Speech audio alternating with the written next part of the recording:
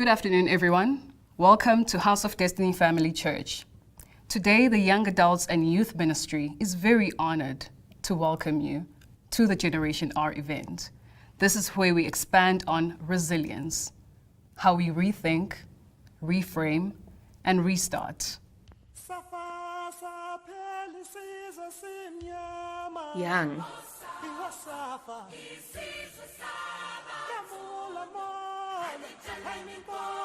Bold.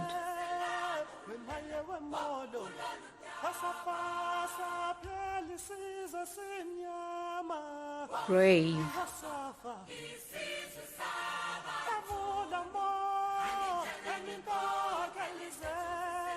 Capable. And unstoppable. This was the youth of 1976, determined to fight for freedom at whatever cost and make it out of the apartheid regime victorious. They were resilient.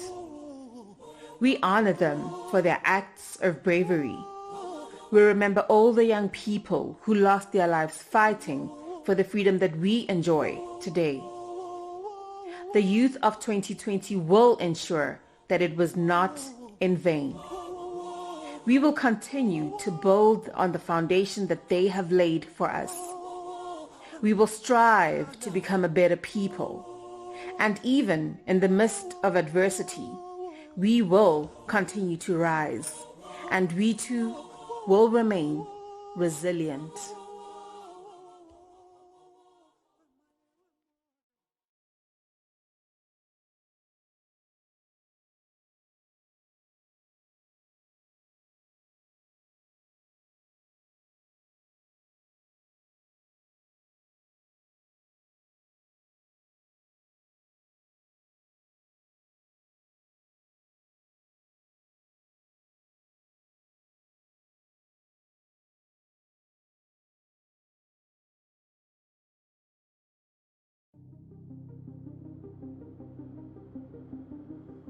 Poverty, oppression, violence, discrimination, abuse. These are the challenges that the youth of 1976 were faced with. They lived in a regime that was immaculately engineered to suppress their potential and limit their exposure. an era designed to limit their horizon, kill their dreams, and keep them trapped in a vicious poverty cycle. As young as they were, facing their challenges, they fought for their freedom and helped usher an era of democracy. Unemployment, Oppression, disease, depression, crime. these are the challenges the youth of 2020 are experiencing. In addition to the challenges we have been facing, we find ourselves being unwillingly ushered by a global pandemic into an era of exacerbated socio-economical challenges. Challenges including deteriorating physical and mental health, job loss, and further unemployment. Dreams are being deferred, and the hope once restored by the youth of 1976 is slowly slipping away. But as young as we are more than capable of becoming victorious through this era, just like the youth of 1976. strength, hope, Tenacity, Faith, Resilience, these are the qualities that will help us become victorious through this era. we are Generation R. And we will rethink, reframe, and restart.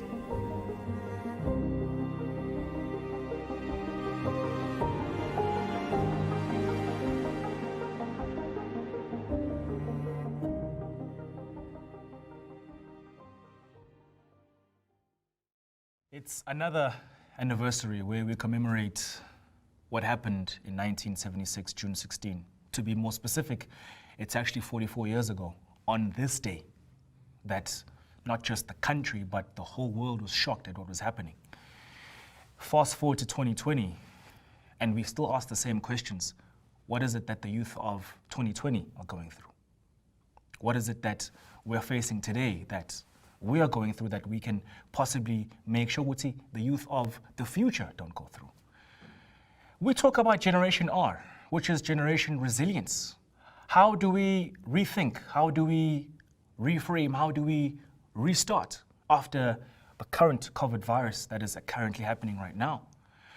And the question I ask you today is, what is it that can you do to make sure that the future generations don't suffer what we're going through right now? Ladies and gentlemen, welcome to it. This is a conversation that we're going to be having with world-renowned social entrepreneur Vusi Thembekwayo to find out exactly what his thoughts are of Generation R. It was just 100 years ago. A young man was born to a small village in Limpopo. At the time, the things he thought about doing were not only impossible, but could barely be dreamed of by someone that looked like him. So, he kept the ambition to heart, but always kept the dream alive. Many years later, he migrated to the city of opportunities, Egoli, the place of gold, they call it. As he arrived here, he set about his journey to become a businessman. It's funny that the things you and I take for granted today as young people, the opportunities we are birthed every day, even the things about which we moan, for that young man were the place of gold. Today, if you drive into that beautiful metropoli that is Soweto, it houses over 2 million people. On the main road, you see a mall built in his name. We celebrate it, even today in 2020, but it took him 100 years.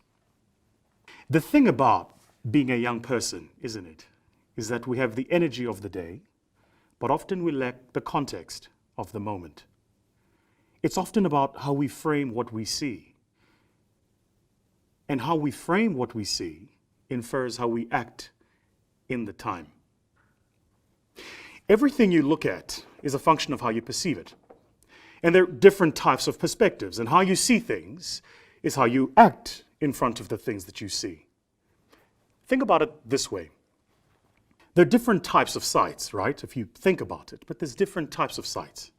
There's things that are in plain sight, things that are hindsight, and often hindsight gives you insight. Listen, guys, let me break it down. Hindsight is the stuff we know based on what we've experienced.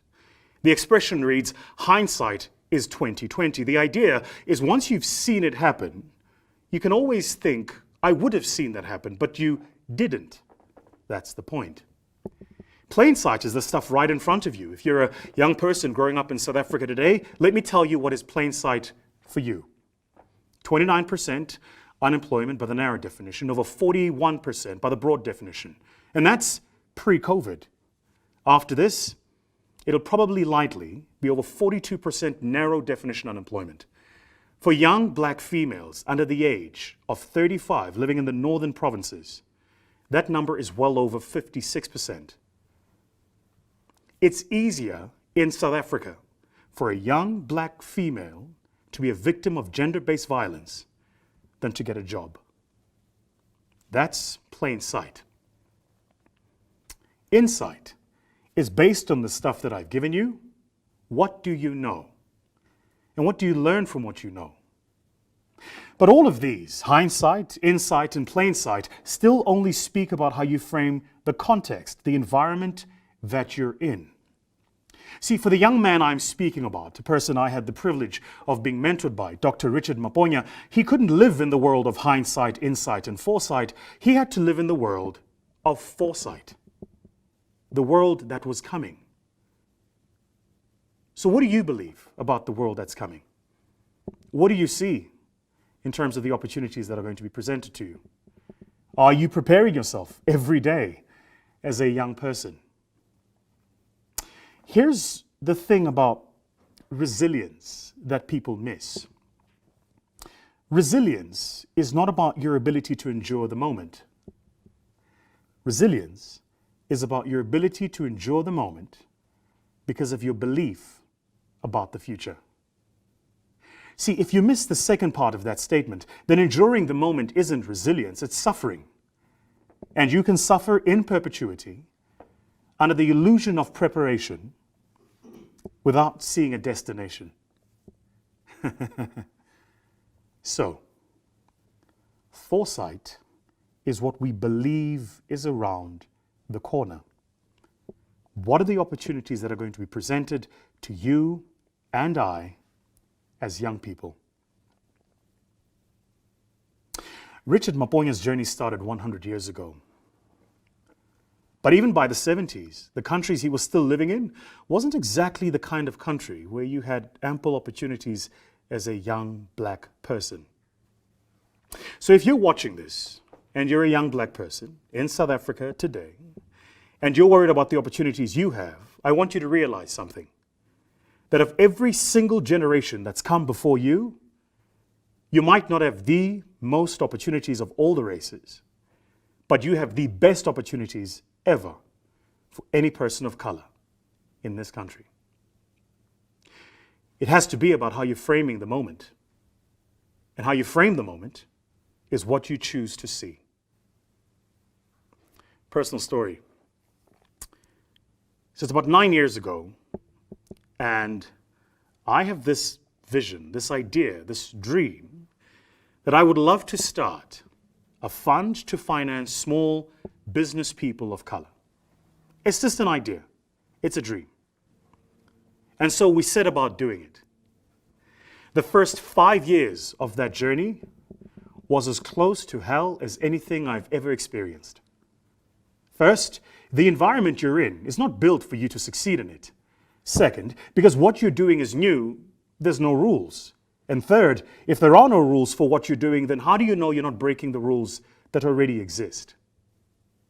See, the journey to setting new boundaries, the journey to constantly pushing the envelope, the journey to constantly and consistently achieving what's new is often about doing things that have never been done before. And to do that means you have to break the rules you didn't even know exist.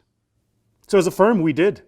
We broke all the rules around licensing, all the rules around capital distribution, all the rules around how do you perform a due diligence. We broke all the rules. Today, they study us and they call it innovation. Back then, they chastised us and said we're operating outside of the rules framework. The only reason we kept going was because we had a particular view of the future. We saw things as they were going to be, not as they were. So, in South Africa, yours and my beautiful country, the Rainbow Nation is what they call us. Well, let's examine the data about the rainbow. 55 million citizens, 76% of them Black African, 82% Black by the broad definition. Here are the facts.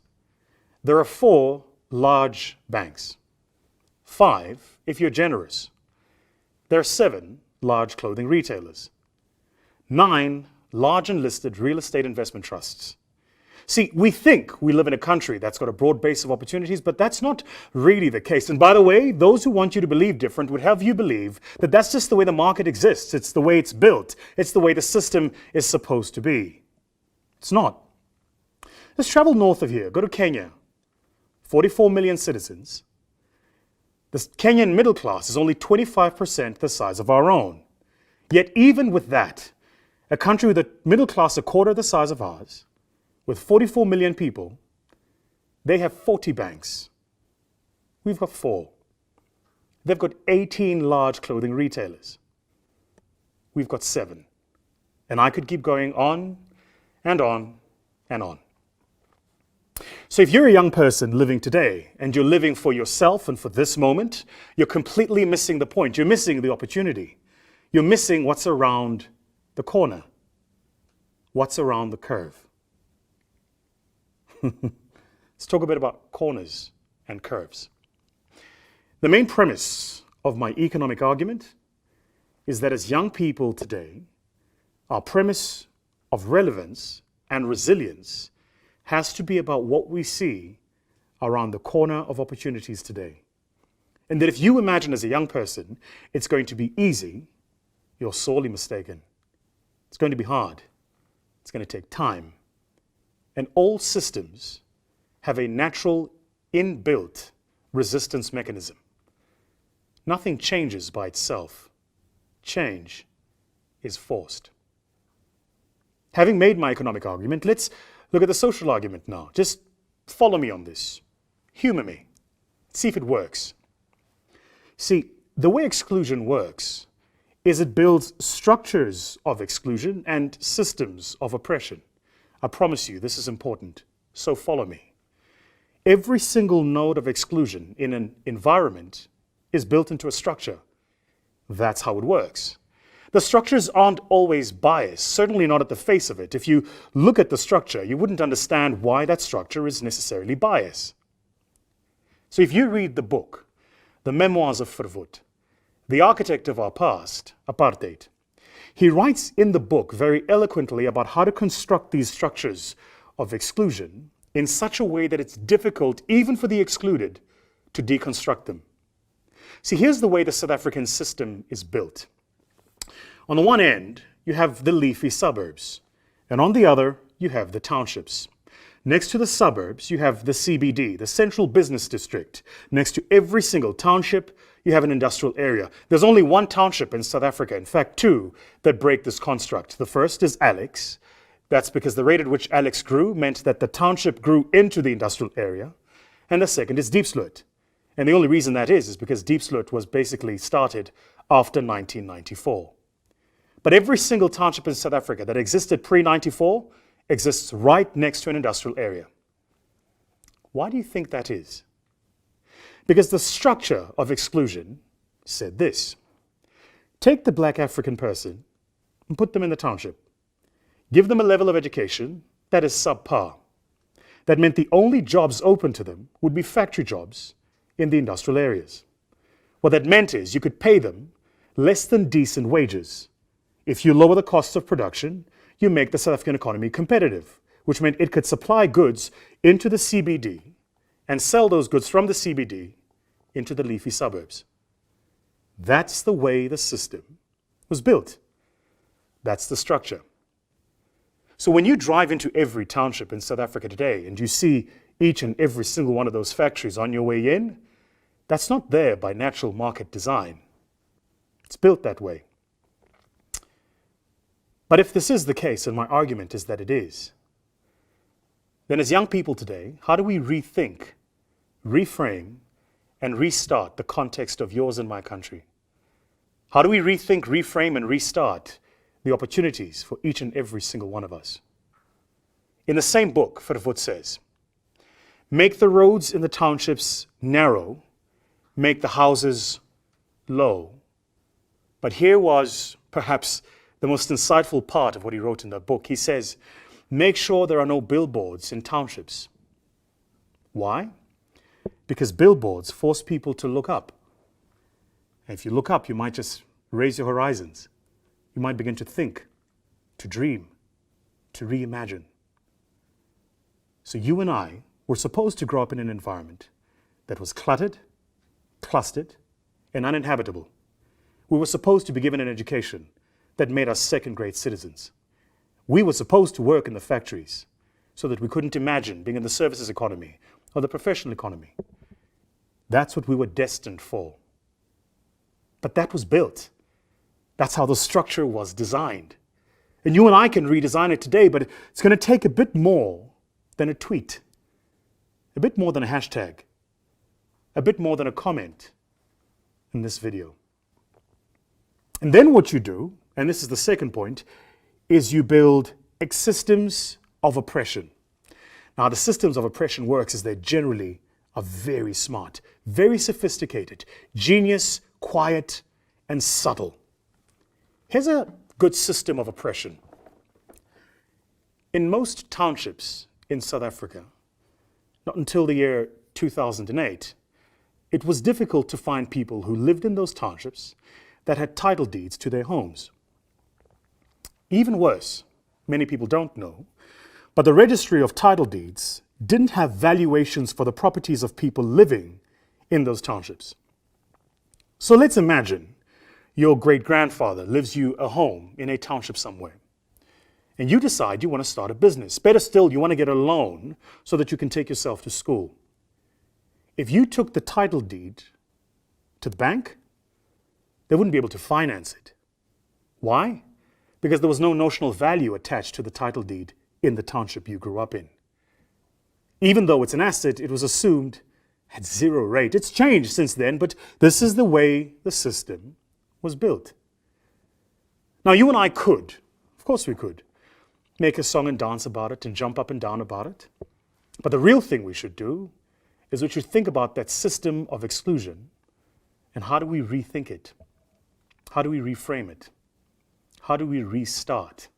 So, let's talk a bit about what's around the corner.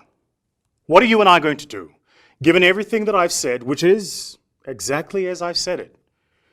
What does it mean for you and I? I think we're in a moment of leadership. I think we're in a moment where you and I are called to lead. Here's the thing about leadership, which I think most people misunderstand, is the assumption that leadership is based on a position and the presumption that leadership requires power. Neither of those are true. What leadership actually requires is influence. And no matter where you sit, whatever your vantage point, no matter how low or high in the mountain bed of opportunities, all of us have influence. How will you influence? That's the question I want to ask you right now. How will you influence? Let's draw some inspiration from sport. I'm a petrol head. Anything that burns petrol, I'm very passionate about. I race cars. I race in the V12 series. I'm very good, if I do say so myself. But the one sport I've never been able to get into is bike racing. A couple of reasons, but the most is I just can't understand how you would go that fast in anything that doesn't have a seatbelt. Makes no sense to me. Many years ago, I was working on my first book, The Magna Carta of Exponentiality. And as part of the book, I got to interview motorbike racing drivers. I interviewed the top 4 in the world at the time: Marc Marquez, Valentino Rossi, Casey Stoner, and Jorge Lorenzo. And I asked each of them a very simple question. What makes you the best? See, you got to think about sports that are formulaic in their construct. That means all of us that compete in the game have exactly the same rules. Think, for instance, about Formula One. The reason it's called Formula One is because all the teams get given a formula. You can't just do what you want. So they tell you the size of car, weight of car, the composite materials you can use to build a car. They even tell you the type of tires your car can ride on. They'll tell you the size of the engine, this thing called a capacity or displacement. Even the technology of the engine, naturally aspirated, turbocharged, or supercharged. The drivers in the cars, they generally get given a median, average weight, average height. So at the beginning of a season, when you see all the cars lined up on the track, recognize something. Everybody has the same inputs. It's the same formula. If this is true, and it is, then explain to me why Lewis Hamilton is arguably the greatest driver of our generation. Explain to me why Michael Schumacher was probably the greatest driver of all time. Explain to me why Senna is the most revered driver ever to grace the track. It's because there are some people where even though the construct and the rules are fixed, their influence is disproportionate. And that's what leadership is. It's about influence. So I ask the doctor, Valentino Rossi. I said to him, you know, this number 46 has become iconic in the game. What makes you the best? Listen to this. He says in the Spanish GP, just as an example, when they reach a corner, he will lift himself off the bike, lean until the bike is at a 60-degree angle, and his entire body weight is on one knee, which is on the floor. With that being the case, he will then put his hand right on the throttle and accelerate even farther. Now, to you and I, that makes no sense. Why would you accelerate as you're taking a corner with the bike at an angle? It sounds unintelligent, to say the least. The reason is actually very simple. See, the law of physics says that if the bike takes the corner at an angle, with the least amount of weight on the bike, and you accelerate as you clip the apex of that corner, what happens is you generate G-force in the opposite direction, counter to the weight, and it pulls you back up as you're exiting the corner. If you're wondering what G-force is, if you've ever been in a car and it turns really fast, it's the force that acts on your body to move sideways. Basically, when they reach the corner, that's where they win the race. They go faster in the corners, not slower. It makes sense if you think about it logically. Anyone can go fast in a straight, it's easy. Anyone can go fast in a straight. Anyone can have an opinion when it's comfortable. Anyone can be liked without speaking the truth. Influence is about taking the corners as fast as you can. So you and I are in a corner moment right now. The whole world is resetting itself. We have a virus that's completely demolishing our capital markets, same virus completely demolishing many population systems, and the same virus that's completely demolished tourism and travel around the world. You have a surge of social movements all around the world. The right for people who've existed at the fringes of society for the past 100 years.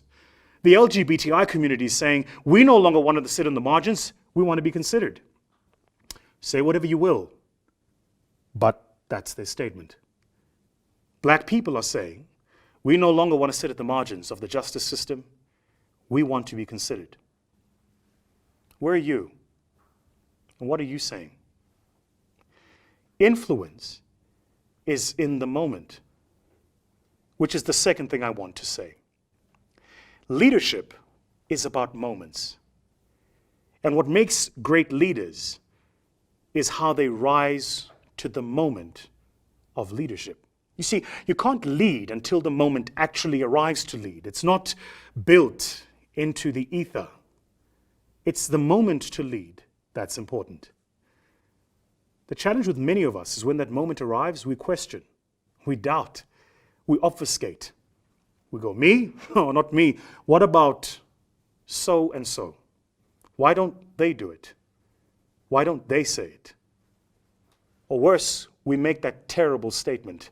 It beckons often at the back of our heads. It's like a resounding, grazing, nasal chamber. Why me? Why you? Why not you? It's that old Tibetan saying, which was translated into English. If not you, who? If not now, when? The moment of leadership is critical. And what people often misunderstand is the moment of leadership often goes to the people who don't have the position and they don't have the power, but they exercise the influence. Think a bit about a pilot of a plane. Pilots often count as a function of seniority the number of hours they've flown. I'm curious about that. Why would the number of hours you've spent 30,000 feet above the earth be an important measure of competence and give you seniority? Better still, in the world of technology as we have it today, the fourth industrial revolution, robotics and artificial intelligence, and all of these very nice English terms that everybody's talking about, planes have autopilot. So the plane can actually fly itself. Why do pilots still count hours in the air? Well, it's because the hours in the air tell you about how many moments those pilots have had to manage. You see, it doesn't really matter who the pilot of a plane is, for you, the passenger, until you hit turbulence. You ever thought about that? Like, you don't really read the CV of a pilot as you're getting on the plane. You don't ask for their credentials. You take it that if the plane hits turbulence, that pilot is going to know what to do. So the point here is that you don't really care about the competence of the pilot until the moment that competence is tested arrives. Now understand that many pilots can't predetermine that moment. In fact, they will proactively try and fly around the storm. That's part of their training. But storms arrive, weather patterns change, and the moment is seized upon them. And when that moment is seized upon them, the pilot will get on the horn, they'll give a clear instruction, ask everybody to sit down, buckle up, and they will sail or fly through that moment. So yours and my world right now is going through a moment of turbulence. Jobs are being lost ad nauseam in South Africa. By the way, it's estimated by TransUnion that after this coronavirus crisis, there'll be an additional 1.6 million people unemployed. Now, we work in South Africa over 5 multiplier. What that means is if there are 1.6 million additional people unemployed, each of those people provides food for 5 people. That's 8 million mouths that will go without a meal. That's the moment. And in this moment, the question for you and I as young people in 2020 is about how will we rise to meet this moment head on. We can't sit back. We can't complain. We can't tweet it away. We have to act. We have to get involved. So the question for you is, how are you being involved? What are you doing? How are you influencing? And influence, by the way, is a beautiful thing because all of us can exercise it. Whether it's to the single friend or person you have, the street in the township that you live in, the church and the community where you serve, or the job and workplace where you have the privilege of plowing your skills. All of us can exercise an influence. Final point about being resilient as a generation. There are some things that you can't wish away. We're in the dead of winter right now. You could go on your knees, close your eyes, and look up to the beautiful South African skies and pray to whichever God you praise and ask that God that the temperature of the day should change. And it won't, because the season is winter. And life is exactly the same. The seasons are presented as they are. If there must be feast, there will be famine.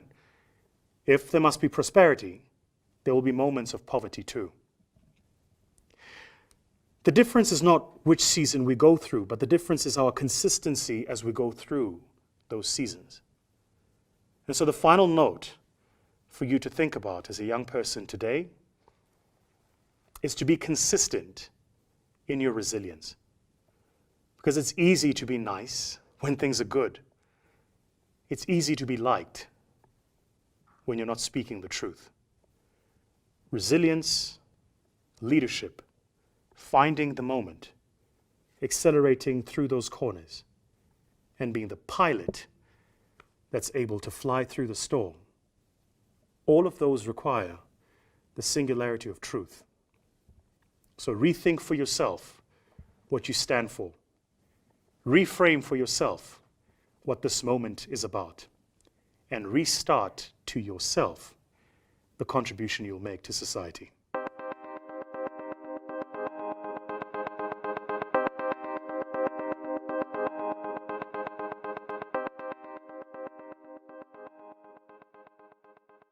If you, like me, enjoyed what Vusi had just said, please, where you are more than welcome to clap your hands. That was very powerful. I like the insightful, that was really nice. I really enjoyed it. The nuggets of wisdom. Thank you so much for that. Pam, I believe you have our first question. Indeed. Thank you very much for that, Vusi. And to start off, as a matter of fact, I've got a question from Brighton. Right. Who would like to know how to build a startup capital and how to network and put himself out there to be recognized in line with rethinking, reframing, and restarting. That's such a tough question. So, how to build startup capital? I think it would depend on the industry he's in. because his startup capital requirements would be dependent. They're very industry specific, right? So for a services-based business, you don't need as much startup capital as you do for a business that needs infrastructure. So first, it would depend on the industry he's in. Second, would be for him to consider how many Series A funders exist in that industry. So just an aside, the way the funding system works is there's something called Series Seed. So Series Seed is when you have an idea and you need somebody to seed you money to start going. Beyond that is Series A, B, and C. That means the level at which you've graduated, right? So for him, it would be how many funders operate at a Series Seed level in that specific industry. So for instance, if I'm in tourism, there are, as I know, 4 different funders in the tourism space who will give you seed capital to get started. And then the third thing for him to consider, and I like the way he's asked the question, is around how do I accumulate startup capital, would actually be to see if he can use customers to do that. The most effective way to fund a business is your customers. It's not external capital. So if there is a service you want to render, it's to get the customers to pay you up front. Okay, so we have a question here by Usizwe Maduna, and I'll just paraphrase. He's basically saying that he registered a company under his dad's name. He sort of started an agency 4 months ago, but because of the COVID-19 lockdown, he has not been able to actually get the business going. Yeah. He finds himself now in a financial rut. How does he get out of that situation that he finds himself in? Yeah, what should he do? That's a great question, Fez. I think, you know the mistake we often make, because particularly in South Africa, we love the idea of owning a business, right? True. We don't think about, a business is an instrument for the work. It's not the purpose for existing. If you think about it. So if I want to do creative work, say, and I register a business, that there is a COVID doesn't mean I can't do the creative work. It just means I can't operate the business. If that makes any sense. Yeah. So the answer for him might be to think about how does he offer his skills to people who still require his skills without necessarily getting them to sign a contract with his business. It's very big now, right? It's called this thing called the gig economy. So there might be something for him to try. We use it in our firm. There are several like this. There's a platform called TaskRabbit. We use Upwork. And all of those are global platforms where, say, I want a logo designed. I go on it and I say, I need somebody to design a logo. Yeah. And it will publish to 10,000 logo designers around the world that Vusi in Joburg needs a logo designed. He's willing to pay $25 an hour. Do you want to bid for the work? So that might be something for him to consider, rather than I've started a business, I can't do a website, I can't. He should take his skill and make this skill available on an ecosystem that already exists. That might be the better way to go. That's very interesting. As a matter of fact, it links to this other question that I do have from Sydney Tonderai, which I'll also paraphrase. Right. He's speaking about purpose Right. and being able to continue with business in this context. And the second question, or rather the second point that he has to his question is that as a young black man, this is what he says, I have acknowledged that I'm starting from a negative due to black issues, for example, educational debts. As I'm acquiring wealth for my generation, how do I make sure that my generation carries over and maintains the wealth without choosing for them what career path to take? And as millennials, how do we choose, for example, to become a ballerina instead of holding up a family wealth? You know, this is the question that he has, which is quite also interesting. So, I mean, in his second part of the question, I suppose what he's saying is, how do I make decisions about career that are linked to the realization of talent rather than me wanting to make money? It's not a uniquely South African problem. In fact, if you go to Tibet today, the average Tibetan has exactly the same problem. They're in the first or second generation of the majority of Tibetans being able to access the economy. Because what people forget is Tibet had its own version of what we here called apartheid. So they're in their first or second generation. And true for those families, you'll often find the family marshalling the children towards sectors where they will become gainfully employed rather than sectors where they can perform in the creative arts. Because as generations and civilizations that have not yet accumulated wealth, we don't place a lot of value on creative arts. We tend to place value in sort of the industrial sectors, right? So I understand the question, but I think the thing for him might be to consider is this, and this is just my own kind of relationship with wealth, right? Wealth is about options. It's not about money. It's a mistake often people make. So if you think about why we want money, we actually want money because we want options. Yeah, it's very true. You want to wake up in the morning on a Wednesday and go, I don't want to work today. Exactly. You know, you want to own your time. You want to exactly. That was going to be my next point. Was first is options, second is time. If you went to any wealthy person today, and I have the privilege of knowing some of the wealthiest people in this country, and you ask them, what is the one thing you wish you could buy with your money? They'd say time. Almost all of them unanimously, right? The interesting thing about human beings is we spend our time to accumulate wealth, we expend our health to accumulate money, and then once we have the money, we want to buy time and health. So it's almost as if we start with the very thing and then we use it, and at the end of the cycle, we want to get back and own exactly that thing.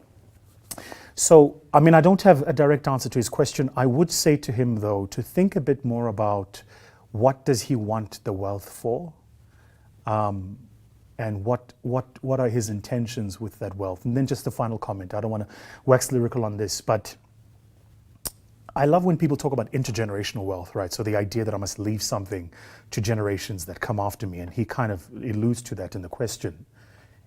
The thing about intergenerational wealth to realize is often first generations which generate the wealth live well beneath their means. See, if you live at your means or above it, then by definition there's nothing to leave behind because you're expanding what you're making, right? Yeah. So the way to leave wealth behind is to live well beneath your means. Living beneath your means in South Africa today as a person of color ain't easy. Because the messaging around us is all about being ostentatious. What do I drive? Where do I live? What do I wear? Who are my friends? What do I drink? That's the culture that we're in. And as young people, that's the culture that we are immersed in. So if you want to accumulate wealth and leave wealth behind, you must understand that you are going to have to live outside of that culture. And the question for him is, does he have the self-control? I believe that my Creator put me on this earth for a specific assignment. So I've got a job to do. Now, people often misunderstand assignment for destination. Those are not the same things. Assignment is the job to do. Destination is the place to go. And in going to the place, I have the job to do. Right. Your question was around, how does he link that to his purpose? It's a tough question to answer because many people often don't think about their assignment on earth. Yeah. What are you here for? So we think often about, just think about it. We go to school.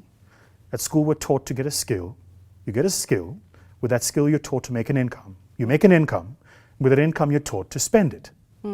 Where is assignment there? Where's purpose? Where does it connect? Right? Yeah. This is, by the way, why I have a great respect and reverence for people in the creative arts, because people in the creative arts literally every single day choose their assignment. Absolutely. And often they choose their assignment applying their skill in a sector that will never pay them what they're truly worth. Like, I don't think we've paid Brenda Fassie what she was truly worth. True. We didn't pay Mahlatini what he was truly worth. Do you understand? That these people influenced a time, a generation. They left us all richer. We have memories that, you know, as children were created to the songs of Ulaki Dube. And I'm not sure we paid him what he was truly worth. So the question for people who ask the question around, what is my purpose, is, do you understand your assignment? Like, why are you here? Yes. And that's not a question Vusi can answer for you. That's a question you can answer for yourself in a conversation with your Creator. Why are you here? Absent of you on earth, what would be missing? What's your contribution? And when you move on, what is the thing you will leave behind that will live the world and leave the world a much better place than you found it? It's a deep, deep question. I'm going to sum up my last two questions by a quote that you mentioned in what you said previously, where it says, nothing changes by itself. Yeah.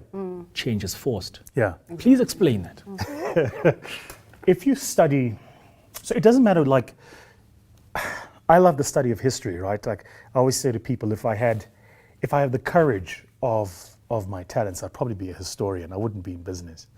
But, you know, historians tend to study history. They don't make it. I'm trying to make the history. And I say this with respect to historians. But if you study history, there is nowhere in history where change was volunteered or given. It's always forced, almost always. So if you study the shift of power from the ancient civilizations of Africa, Umapungubwe, the great kingdom of Zimbabwe, the great kingdom of the Ghana people, even the Buganda people, all of those kingdoms, as the civilizations shifted and technology moved north to Europe, that was forced. It didn't happen by itself. I'll give you a simple example first. In South Africa today, you and I enjoy a change that was forced. It didn't happen by itself. True. Now, there's a tendency by people against whom the change is wanted to say to you, no, you can't want it now. Or no, you want too much. No, man, hey, you guys, you want too much. Young people, you guys want too much. Man. Hey, you always want, you know. What they don't realize is that's in the nature of change is there's no permission in it. Correct. Like I don't think, you know, I mean, if you read the transcripts of the Rivonia trial, and I have done, by the way, just the nerd in me, but Nelson Mandela didn't say, it is an idea for which I have given my life, but if necessary, an idea for which I am willing to die. Yeah. If you allow me. There was no if you allow me, there was a full stop, right? Yeah. So the change is always forced. And I think as young people today, we have to acknowledge, guys, we've inherited a world that is deeply unequal. Absolutely. A world that is systemically oppressive. A world that by its very nature is built in with bias and bigotry. It's the nature of the world. And capital accumulates to power. So what that means is there is nowhere in the world where capital has a wide dispersion. Capital accumulates to power. So if you and I want to change that, we can't ask for permission and we can't want to be liked. Certainly. Because at the instance at which you're asking for permission means you're waiting for power to be granted. And when you want to be liked means you're concerned about popularity and not impact. Yeah. Now, I'm not suggesting we should be revolutionaries just for the sake of it. But I'm saying that if truly and honestly you and I want to leave an imprint that is bigger than ourselves, then you and I are going to have to force a couple of changes.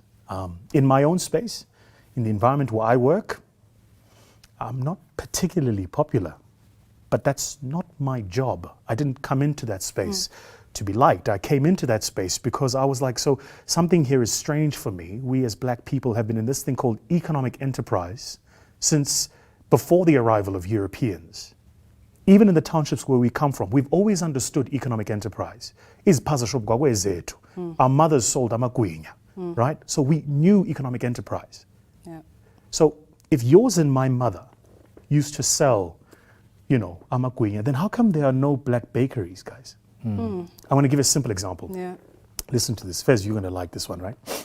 So, Ushaka Zulu is known as the warrior, right? Because he led, arguably, the greatest warrior regiment in the world in all of history, perhaps if you discount Genghis Khan. Now, when we study the history of Shaka Zulu, they talk about the spear and the fact that he made it shorter. Now, guys, the spear has a steel tip. Where were they melting that steel? Where were they molding it? So you're trying to tell me, because I'm not a genius, but you're trying to tell me that we study Ushaka Zulu and we study these warrior nations and we read about these spears, but we're not asking ourselves, how did they make the spear? Exactly. Because if they made the spear, then why do we not have a black asalo metal? Yeah.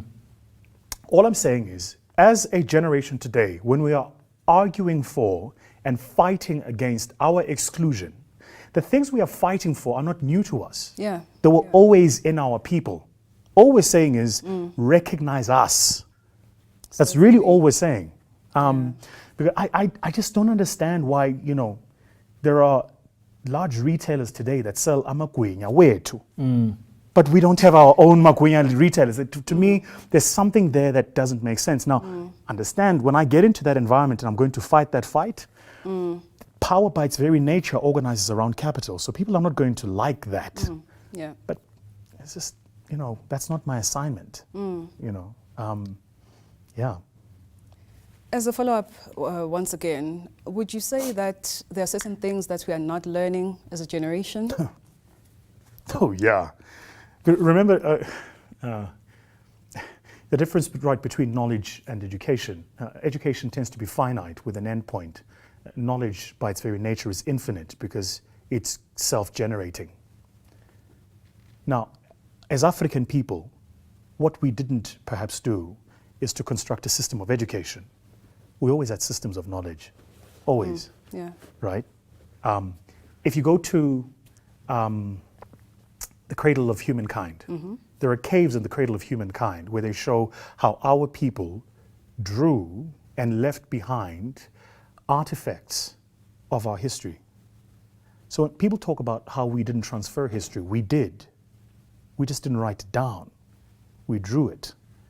Now, if your education system is geared towards written history and not drawn history, then by its very nature, you're going to exclude education, which was the very sum total of how the people who are indigenous people of this place generated and kept knowledge. You know, many people don't know that actually the first cesarean was performed in Africa. Wasn't performed in Europe. Numbers, the very matrix system of numbers wasn't invented in Europe. You know, the genius of the Persians is that they came up with the number 0. Because before the number 0, it was 1 to 9, and you couldn't expand counting beyond that point. Now try and write 1.6 million in Roman numerals. Exactly. But all of a sudden, it's almost as if like this knowledge just wasn't there. The question I think for us to ask ourselves is who's curating what education is relevant? Absolutely. And even that change, as we force it, we can't expect to be liked. But the truth is a funny thing because it is what it is, whether or not you like it to be so. It is the truth. It is in its bare nature. It's there. It's self-evident. In English, they call it a logical truth. It's like it's a self-evident thing. It's presented as you see it. And I think as a generation, it's going to be our single biggest fight, which is how do we make sure that the parts of our history which have not been considered mainstream are taught to our kids too. History to guys can't start in 1652. True. There's something wrong with that narrative. It's actually interesting you say that because looking at this COVID virus now and where there is no cure, but in Madagascar there's, I don't know if I should call it a cure, but there is medication that is plant-based that they're using, and the cases are more or less next to nothing. Where I'm from in KZN, we have something called umhlonyana, you know, where if you use it, there's a big possibility that you will not contract flu or COVID. To me, it's showing that, you know, Africa at some point is starting to realize its worth, you know. How can we conscientize the youth that the things that we have, which are African, because they're considered to be evil, according to the Western world, you know, but that's the same stuff that they use and they westernize it to make it look all glorified. What can we do as a people to show them that what we have is good enough, if not even better? You know, for me, the turning point, and I suppose like many other young, so I want to answer your question this way. I went to a township school, and as many of us did in our generation, if you were good, your parents moved you to the Model Cs. And then you were the one black kid in class. And then you had to go to PT, and you did swimming, and you didn't know what this thing called a swimming cap was. And then your mom couldn't afford 10 Rand for a swimming cap, right? We went from, you know, eating hafikota during lunch to buying steak and kidney pies. And there was always this pepper steak. Yeah, and pepper steak, and chicken mushroom, and there was always this thing that we had moved into better. Yeah. That what we left behind was worse. So it embedded in our brains that everything we are is not good as that. Yeah. And that's why we've constantly aspired to it. Right. And that's why even when the rest of the world says, ooh, terrible, we go, yeah, no, they must be right. Now, here's the answer to your question. If Africa has nothing to offer the world, then please explain to me why everyone in the world wants a bit of Africa. Everybody but Africans themselves. Yeah. Everybody, I mean, literally in the world today, there are countries in the continent whose reserve banks are run out of France and Belgium. If those countries have nothing to offer Europe, why would France and Belgium be running their reserve banks? If Africa has nothing to offer the world, why are there ports in Africa run by the Chinese government? There's clearly something that we are not wanted to see, but is self-evident. So the answer to your question is it's even beyond our indigenous systems of medicine. It's just the way we value and see ourselves as a people, as our culture. And if you think about, the lesson from something like a Black Panther or the rise of African fashion the world over is for the first time in a long time, the world is going, actually, we want to see what Africa is in its truest sense, Exactly. and not what we have wanted it to be. And I expect that it's a trend that will continue, but it's going to start first with us as Black people and indigenous people of this country taking pride in who we are. And I'm not entirely sure that we do. I'm not entirely sure that we've reached that point of self-actualization yet, where we look at our contribution to the world as worthy. I like the fact that you mentioned about taking pride in who we are, because, sorry to That's fine. to skip you again, it brings me to another question, and I'm going to bring it back home to religion. Yeah. I saw a picture the other day on social media where they're comparing Impepo to that thing that they do with Yes. and Mala Spiritu the, Sanctus. and the caption is, can someone please explain the difference between this and this? I listened on the radio. I was like, Actually. good question. Yeah. How do you even begin to sort of make sense to that? You have to remember, and man, it depends on how deep you want to go with this. But you have to remember, I've been to the Vatican 3 times. The first time I went to the Vatican, I got to tell you, I mean, it's the Vatican. Most people don't know. The Vatican is an independent state. Yeah. So It's a country of its own. you need a passport to get into the Vatican. And so the guy taking us around goes to this one room, and in the room hanging is a Leonardo da Vinci, a Pablo Picasso, a Michael. I'm like, this is incredible. And the guy says, if the Catholic Church sold all of these paintings for their market value, just in this one room, the church could end global poverty. Wow. I thought, here's a thought. So the answer to your question is, whether we like it or not, and this again is the truth. The truth is self-evident. It is not for up to you and I to like it. It is what it is. Yeah. Guys, I did my First Holy Communion, and I'm a confirmed Catholic, right? But even I know that the Catholic Church has a heck of a lot to account for when it comes to the previous injustices that the world has suffered.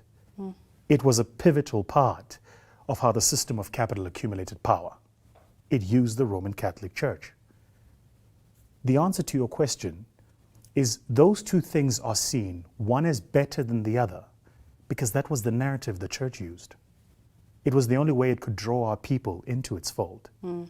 Now, that is the past. It's like apartheid. You can try and wish it away, but it happened. We're not imagining We can't run away from it. It is what it is.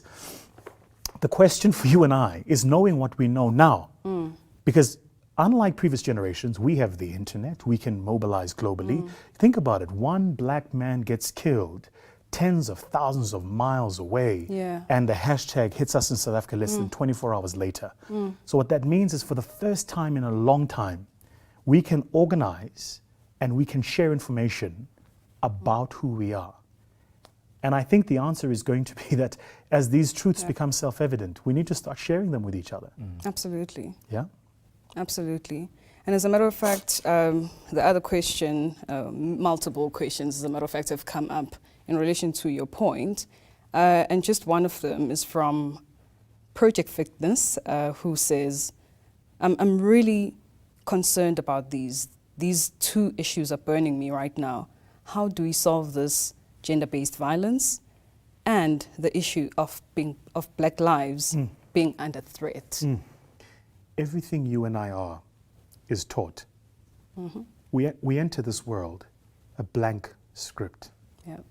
And from the first day when your mother coddles you and holds her next to your chest, she whispers into your ear your first belief. And every day after that, everything you believe to be true about the world, you're taught by another human being. Yeah. If we accept, guys, and we must, that the generations that have come before us have done things about which they should be less than proud, then it means we must accept that we're being taught things that are not the truth. Yeah. Mina ngakhula ekhaya uyamthatha umfazi mawuyoshada kuthiwa ngiyothatha umfazi usho ukuthini lokho? How do you tata another person? Umenzo wakho. It's built into the language. It's literally in the umkosikazi wam. Do you understand that language? Yeah.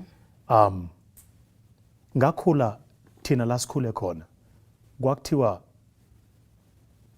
if ekhaya niyaxabana nonkosikazi kunendlela yokuqondisa igwegwe. Usho ukuthini ukuqondisa igwegwe, guys? Let's talk about this language. Now I am a fairly sophisticated, well-educated, global, traveled, young black guy. But that's in my head, it's embedded. And I have to catch myself every moment when that part of me rears its head. This is why in South Africa you will have you will have incidences of gender-based violence, the likes of which we've seen, horrid incidences. And then you will have us men keep quiet. Just, you know, and there's almost this like, no, they know I don't support it. And you're quiet. I saw a beautiful post the other day. Somebody said, it's funny how no man knows a rapist, but every woman knows a woman that's been raped. Isn't that a thought? Yeah. It's like, it's funny how no white person is racist, but every black person has suffered a racist incident. So who's perpetrating it? It's clearly someone. Can't be the aliens. And I think the issue is we love to divorce ourselves from that reality. Because when you're watching a movie, nobody ever sees themselves as the bad guy. We're all good guys. And so we can self-justify as human beings. Ngimshayile ngoba ubengidelela. Hayibo. It's like, what? Really? As if it can be justified. In 2020, guys, we're still reasoning like this. And I want to own it. I don't want to make it about anybody else.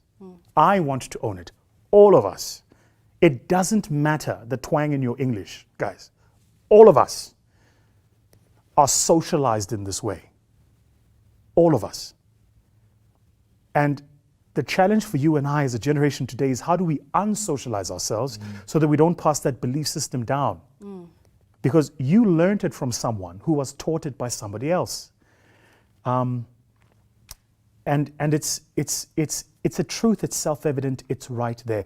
I don't think we're going to deal with gender-based violence in this country. I don't think we'll get it right. Not until men choose to end it. Because women are not perpetrating it on their own, right? They're not doing it to themselves. And so we can't ask people against whom the injustice is meted out to provide solutions for that injustice. True. You can't ask black people in the US to end racism. Yeah. You can't ask young unemployed youth in South Africa to provide jobs, they don't have power. And it's how power organizes. Power organizes itself and then convinces you that you can change it from the outside. And by the way, when you start changing it, the only way you know how, which is to protest against it, power then says, no, be civilized. There's a way to do things. Or the worst excuse, not now. Yeah. It's too soon. When will be the time? I think, just a final note on this, I don't want to wax lyrical, guys, but I think, in my mind, every single man in this country is guilty of gender-based violence, all of us, until we prove otherwise. Every single man. Whether you've catcalled at a gym, or you've raised your hand, or your voice, or you posted a comment on social media. It's the same thing. It's the expression of power to the detriment of another based on the privilege that you enjoy. It's exactly the same thing. So when we talk about gender-based violence in this country, what we're actually talking about is a young woman being killed. Well, that's at the extremity. That's what it results in. Yeah, But it starts in me and Ufezile going, and then we whistle and we catcall, right? It starts there. And we have to understand that it's an inbuilt cultural thing. We can fix it, we can undo it, but we start first by being conscious of it. Absolutely. I mean, it's quite clear from this discussion that, we need to relearn a lot of things. Yeah. We need to rethink, certainly. Yeah. There's certain things we need to reframe in our minds. Yeah. But not only that, we need to understand that it's upon us to restart as individuals. Any closing words on this context? Yeah, I think, so I love the theme, when we were having the conversation, I was like, rethink, I was like, that's actually so powerful. It's just like, that's literally where the world is going through. Yeah. I think the world is going through a reset. Yeah. It's 100 years since the Spanish flu, right? So it's like, wow, it's 100 years since the Spanish flu. Yeah. It's 100 years since the foundation of the Union of South Africa. So in South Africa, we often talk about the founding of the Republic of South Africa by the National Party. But the real issues of our race injustice started at the foundation of the Union of South Africa. Well, it's been 100 years since then too. And it's almost as if the world is going, F5, let's reset this whole thing. Yeah. The great thing about a reset is we don't actually have to take any of the old rules into the new world. You and I can choose which of those rules we take into that new world. I mean, if we're just talking resets very quickly, it's ironic that at the same time the Constitutional Court says now anybody can run for president. It's clearly not happening by, it's almost as if all these inbuilt rules that were just written for us are slowly being decoupled. Yeah. And we've been given a blank script by our Creator to go, guys, the previous people didn't know what they were doing. Maybe you guys can do different. Now, my plea to young people is a simple one. Please don't sit on the sidelines. Because the old people will convince you we don't know. What the old people won't tell you is they were exactly our age when they did the things we want to do today. Yes. Right? Don't sit on the sidelines. Don't watch this parade go by. Don't click next. Don't close the browser. Get involved. Become a part of something. And just to link it to what I said in my keynote, leadership is about influence. So you don't have to worry about having a position. Just find a place where you have influence. Could be a society that you belong to that is in your street. It could be being part of a church group. It could be being part of a choir. But we all have influence. Yeah. Don't waste it. Certainly. Thank you very much, Vusi. Thank you, guys. Very insightful stuff. Thank you. Thank you, guys. Well, that wraps up our discussion for today. Thank you very much, everyone, for tuning in. Indeed, we are Generation R. We are resilient.